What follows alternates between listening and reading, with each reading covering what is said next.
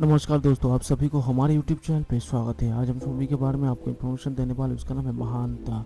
और ये मूवी आपको किस OTT प्लेटफॉर्म पर, किस टेलीविज़न चैनल पर देखने को मिलेगा, उसके बारे में आपकी जानकारी देंगे। चलिए शुरू करते हैं।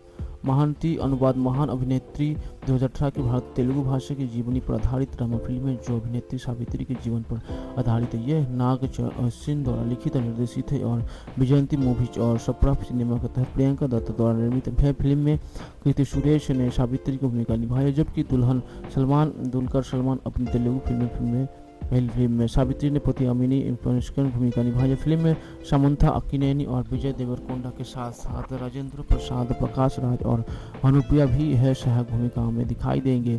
अनेक लोगों के अलावा नागा चैतन्य और मोहन बाबू अतिथि भूमिका निभाते हैं। कथानक सावित्री के जीवन का अनुसरण करना था, जिसमें उसकी प्रमुखता के अंतर्दृष्टि गणेशन के साथ विवाह और बाद में अनुग्रह के पतन के दर्शाया गया है, जिसे एक पत्रकार और एक फोटोग्राफर के दृष्टिकोण से देखा जाता है, जो क्रमशः सामंथा और बेडरकोट द्वारा निभाया जाता है। अश्विन के अपने निर्देशक के पहली फिल्म युगांड भूगोनियम 2015 की रिलीज के बाद सावित्री की बायोपिक पर काम करना शुरू किया। उसकी मुख्य फोटोग्राफी मई 2017 में शुरू हुई और मार्च 2018 में हैदराबाद पता पलाकोल्लू, बेंगलोर, चेन्नई मशहूर और फिल्म में फिल्मांकन के साथ समाप्त हुई। गानी शमशेर लोपेर छायांकन किया, जबकि कटोगी वेंकटेश्वर राव के फिल्म का संपादन किया। फिल्म में मिकी जे मेयर द्वारा रचित स्कोर और साउंड ट्रैक है। महानदी नाट्य के रूप से 9 मई 2018 को रिलीज किया गया, जबकि तमिल में इसका डब संस्करण 11 मई 2018 को जारी किया गया है, जिसका शीर्षक नदियोगढ़ थिलागम अनुवाद अभिनेत्रियों की गौरव, और उसी दिन मलयालम में महानदी अनुवाद महान अभिनेत्री शीर्षक के साथ जारी किया गया है। महानदी को कीर्ति के प्रदर्शन और अश्विन की पटकथा और निर्देशन के लिए आलोचना की प्रशंसा मिली। 25 करोड़ के बजट वाली इस फिल्म में दुनिया भर में 83 करोड़ की कमाई की और सबसे ज्यादा कमाई करने वाली महिला केंद्रित दक्षिण भारतीय फिल्म बन गई।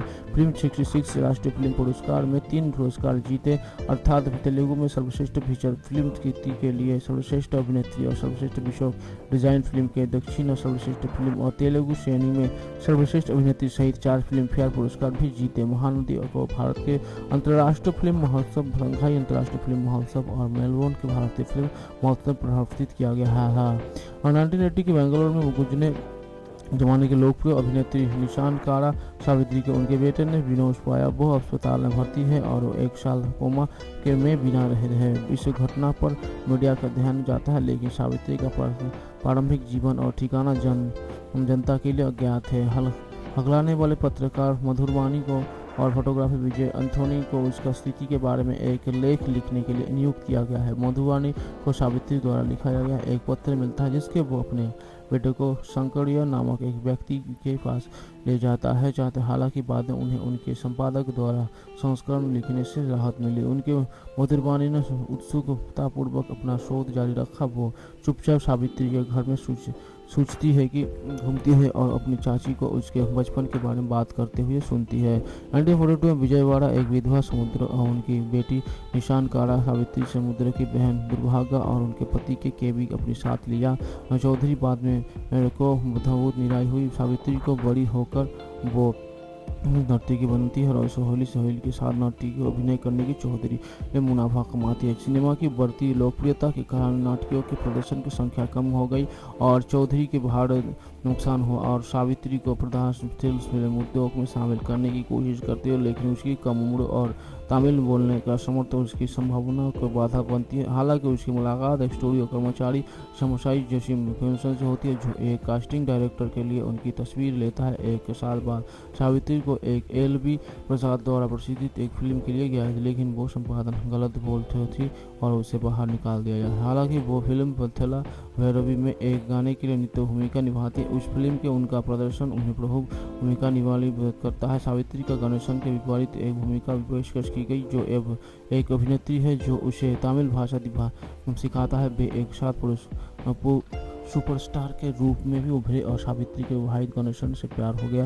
वे गुप्त रूप से एक मंदिर में शादी कर लेते हैं, जिसमें सावित्री के परिवार से साथ उसका टकराव होता है। शादी के बाद अभिनय के प्रति अनिच्छुक होने के बावजूद सावित्री की फिल्म निर्माता और गणेशन ने मना कर दिया। वो एक सफल अभिनेत्री बन जाती है। बाद में सावित्री ने वो बच्चों को जन्म दिया। एक लड़की विजय चामुंडाश्वरी और एक लड़का गणेशन शुरू में उसके करियर का समर्थन करते हैं। हालांकि वो सावित्री से ईर्ष्या महसूस करते हैं क्योंकि उसकी प्रसिद्धि पर हावी हो जाते हैं। वो शराब पीना शुरू कर देते और वो सावित्री उसे रोकने की कोशिश करते हैं तो वो उसके साथ शराब साझा करते हैं।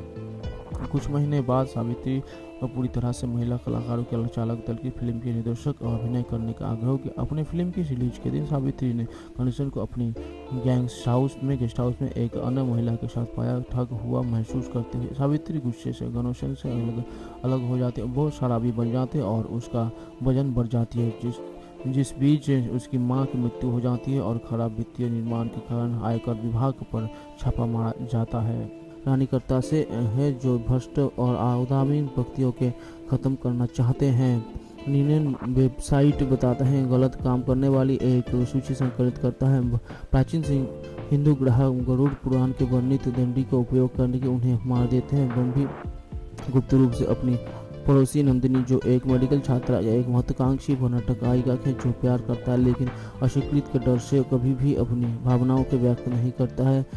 जब वो अपने दोस्त सब इंस्पेक्टर चारी की मदद से वार्षिक नागराज आराधना के दौरान ऐसा करने का हक जुटाता है तो वो उसे स्वीकार कर देती है क्योंकि वो उसके वंग स्वभाव के और लगातार शिकायत के दुराई को सहन नहीं कर सकती है। परेशान होकर अम्बी को आत्महत्या का प्रयास किया। उसके विचार आने के पहले वो लगभग डूब गया। उसके बाद उन्होंने रेमी नाम के एक और व्यक्तित्व विकसित किया जो एक मेट्रोसेक्सुअल फेशियल मॉडल है। नंदिनी रोमा पर मोहिनी हो जाती है और उसे प्यार करने लगती है। इस बात से अनजान हो रेमी अम्बी के विभाजन व्यक्तित्व में से एक है। उनकी शादी तय हो जाती है। अपने दहेज के लिए जमीन का एक टुकड़ा खरीदने समय नंदिनी ने स्पष्ट शुल्क से बचने के लिए संपत्ति का एक कम मूल्यांकन किया। अम्बी जो सरकारी के लिए जानते के बावजूद वो और रेमा के डेट पर होते हैं तो रेमा अनियन को बदला लेता है। उसके बाद जैसे ही वो उसे मारने वाला होता है नंदिनी अम्बी को बुलाता है। अनियन फिर अम्बी के पास लौटता है जो गिर जाता है और ऐसा खोज बिठाता है। नंदिनी अम्बी को निलंबित जाती है जहां उसे मल्टीपल पर्सनैलिटी डिसऑर्डर का पता चलता है। पुनर्प्रीति चिकित्सा के माध्यम से NIMHSHSH के मुख्य मनोचिकित्सक विजय कुमार अम्बी के अतीत को उजागर करते हैं। फ्लैशबैक में जब उन्हीं 10 साल के था उनके नागरिक उदासीनता के कारण अपनी छोटी बहन छिपा की अहंकारी मृत्यु हो जाती है। बेदीही नाम की एक महिला की कहानी बता दी है जो बहुत पहले उसी हवेली में रहती थी। बेदीही उसकी शादी के समय से ही अब शकुन माना जाता था और उसके परिवार में सदस्यों के उसे मारने की साजिश रच रही थी। उसे प्रताड़ित किया था। उसकी मृत्यु के बाद उसकी आत्मा ने घर में डरा डाल दिया और उससे प्रवेश करने वाले सभी लोगों को जान ले ली। घर में सहस्य घटनाओं के 5 लोगों का समय भी कर दिया जिसके परिमाण रहित को घातक रूप से घायल होने के लिए गई और जो स्पष्ट रूप से मरने से पहले तिलक को एक बुरी आत्मा के बारे में चेतावनी दे लाता है। उसके बहन बात करता है। तिलक और अन्य लोग घर से गए और मंगलोर लौट आए जहां उन्होंने अपना सामान्य जीवन फिर से शुरू किया। यह पता चलता है कि तिलक को रोहित और अमृता से मिलकर बड़ी रकम धोखाधड़ी करने के लिए धोखा दिया था और सभी सहस्यों घटनाओं के रोहित जो वास्तव में जीवित है और अमृता द्वारा इंजीनियर किया गया है। रोहित अन्य लोगों के भी घटने की योजना बना रहे हैं और उसे कुछ निवेशकों को घर बेचने के लिए दिखाया गया है।